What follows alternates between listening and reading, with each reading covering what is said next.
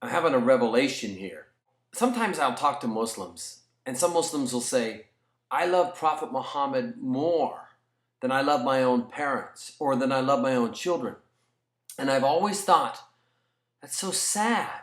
I wish you loved your children as much as I love my children.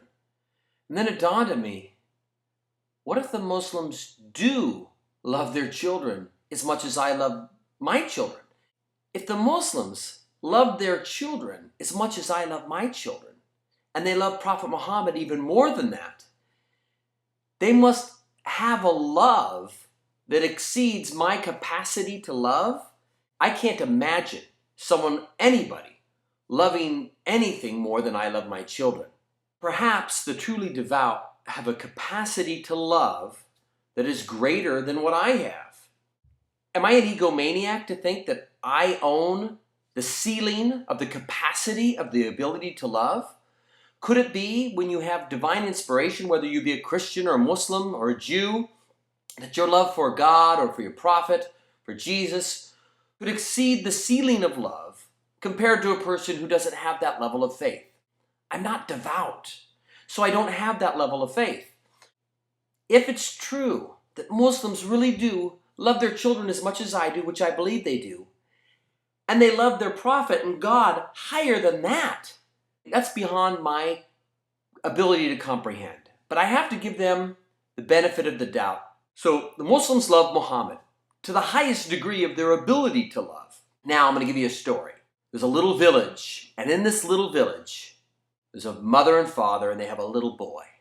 And this little boy is the sweetest boy in the whole village. Everybody loves. This boy is like the hope of this village.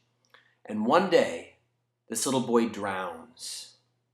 The family's devastated. The city, the whole village is devastated. Over time, they start getting their lives together, but they love this boy, and they still love this boy. So beyond the maximum capacity of their ability to love, they love this boy who's gone. Then all of a sudden, things start getting tough for them. Their life gets tougher. And the reason why their life is getting tougher is because of strangers. These strangers are making their lives tougher. Some ways it's making their lives unbearable, the relationship they're having with these strangers. One day the strangers showed up in their village. They've had friends suffer at the hands of these strangers, or at least that's what they believe. Now one day, a few of these strangers get together, and they have something very interesting to show the village. Especially they want to show maybe the parents of that little boy, and the whole village are going to get a chance to see this project that the strangers are working on that has to do with them. What the strangers are working on are some incredibly unflattering drawings of that little boy. The little boy who drowned. They want to present these drawings to the whole village, including the mom and dad of the little boy who drowned. Now, if I was in that village and a stranger came up to me and wanted to show me the drawing, I would really have a hard time not kicking his teeth in. But I'm not a village guy. I'm a Westerner, and I can restrain myself.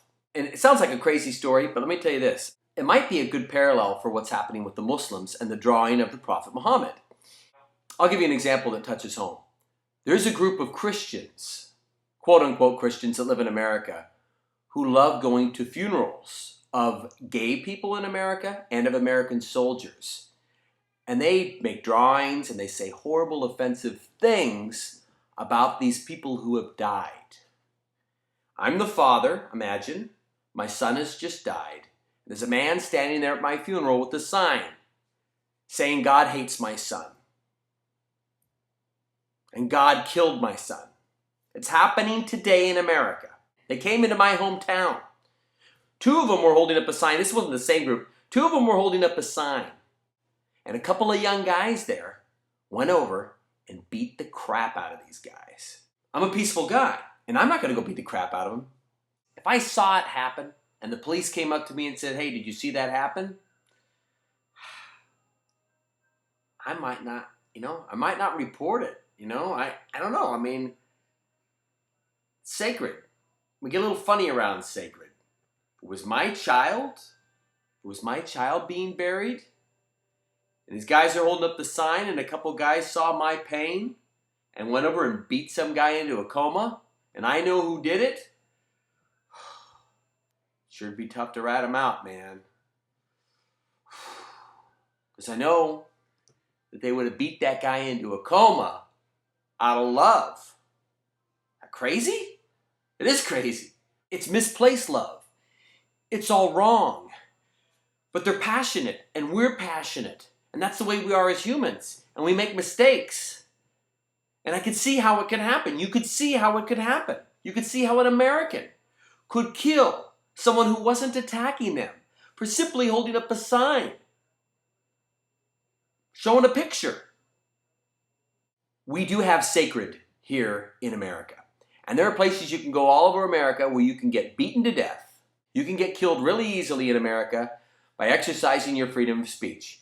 You can go to certain places and you can say the N-word around black people in the wrong neighborhood. You can wind up dead. You can go to a sporting event in America wearing the jersey of an opposing team and stagger into a bar where everybody else is wearing the other jersey and be beaten to death. You can wear a red shirt around gangbangers who wear blue shirts and vice versa, and you can be killed. You could be in a bar and say something offensive to an off-duty police officer and his friends. There's millions of things you can do in America. The West, the one free society left in the world, still has many things that we consider sacred that aren't even really sacred, but we hold them passionately and we may kill you over them. Now we're choosing a society that we should know has the highest level of passion for their prophet Muhammad and God. And it's the absolute worst time because they see us as the perpetrators who's killing off their family all over the world. So it's a perfect storm. Incredibly passionate people. They see us as oppressing them. Now, when they're worn down and they're tired and they're feeling oppressed, now we're going to start drawing drawings and testing their sense of humor. I mean, come on. Do you try to tickle an angry bear? Do you take a society who's being oppressed and put down and killed and test their sense of humor? It ain't funny. It's sad. So anyway, thanks.